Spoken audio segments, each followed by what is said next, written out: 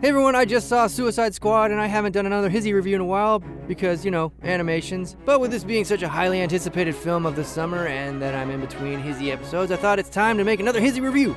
So you want to talk some Suicide Squad? Let's get to it. Suicide Squad! They're gonna suicide, but not really, it's just a squad. Hey!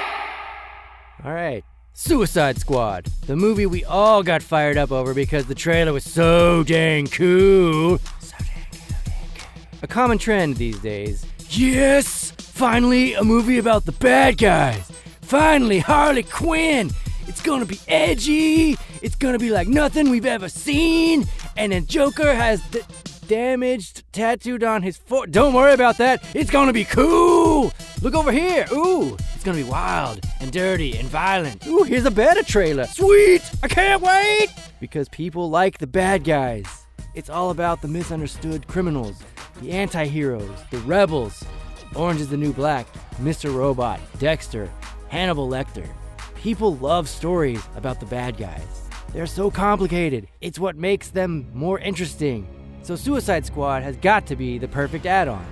They will cover it all and hit all the right spots. What crime shows have achieved in single character arcs and 12-hour seasons, Suicide Squad will pull off in 123 minutes with like 10 new characters. What could possibly go wrong? Is the movie any good?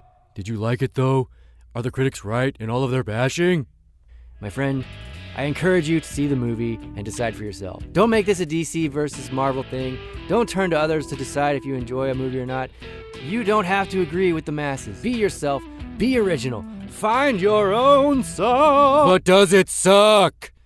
Tell us what you think. Okay. Suicide Squad is not a terrible movie.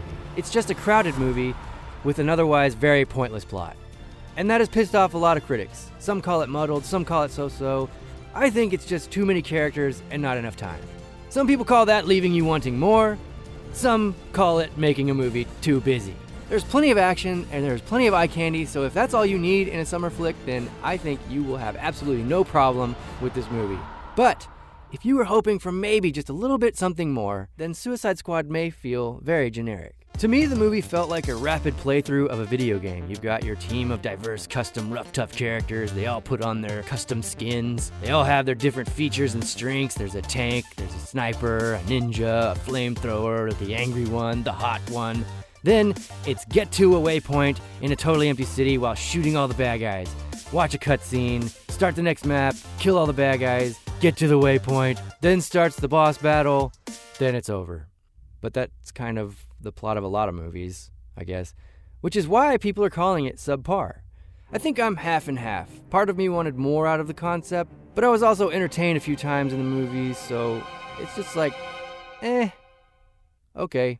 So if that doesn't piss you off and you still want to hear more of my opinion, let's talk spoilers. Spoiler warning. Watch out now, 'cause spoiler warning!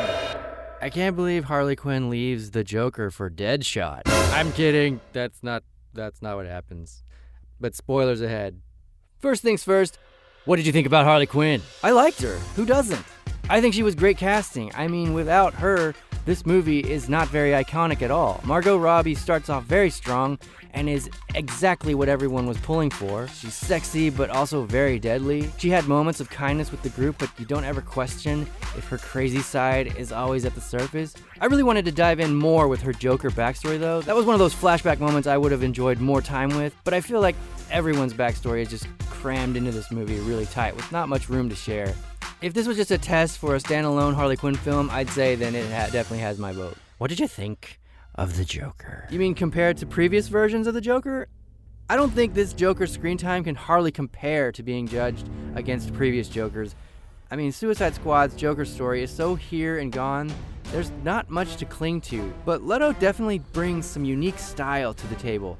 He's kind of this slithery godfather in the movie. I don't know if I think of the Joker as a clubbing mob boss, kiss my ring type, but I've really just never thought about it as an option either. So if the Joker was more involved in the film, I would probably have liked it a lot more. That's my biggest problem with the Joker in this movie, but I'll get more into that later. What about Deadshot? Now, this is a story all about how Deadshot's life flipped turned upside down. I'd like to take a minute and just sit right there. I'll tell you how Deadshot gets paid and is a millionaire. Batman took my daughter, who I born and raised. Now a jail cell is where I spend most of my days. Punching and sweating and acting all cool. Shooting some targets outside of the prison. Sorry, I couldn't think of a rhyme fast enough. I'll just get back to the review. What about Batman? What about him? Where is he? Where are you at, Batman? Why are you in this movie if you are not in this movie? I'm hanging out with Wonder Woman. I don't have time for Suicide Squad. You punched Harley Quinn in the face. Let's move on. Okay, fine. What about Enchantress? So the story is all about how Viola Davis is holding the Enchantress hostage because she's a useful Nightcrawler type weapon. I honestly wasn't expecting her character to be the primary villain. You guys may have already known all this stuff, but I honestly didn't. So her being the threat was very surprising to me. I expected the movie to be totally different. I was sort of rooting for a movie about the Suicide Squad and the Joker. I expected the Joker to be the mission. Like the Suicide Squad was needed because the government, needed them to hunt him down or couldn't ever get close to him without them involved. And then maybe Harley falls for the Joker or was already on his side and ultimately betrays the team to run off with her pudding at the end, letting the real bad guys win. But instead we got Enchantress's army of eyeballs, so that Joker scenario was totally off. And since I was way off in my expectations, I kept asking myself, well then what is the point of this story? Like, what's the message? Overcoming your differences to work together? Well, that didn't seem to be it because everyone on the team just sort of falls in and plows through all the way to the end, except for Slipknot.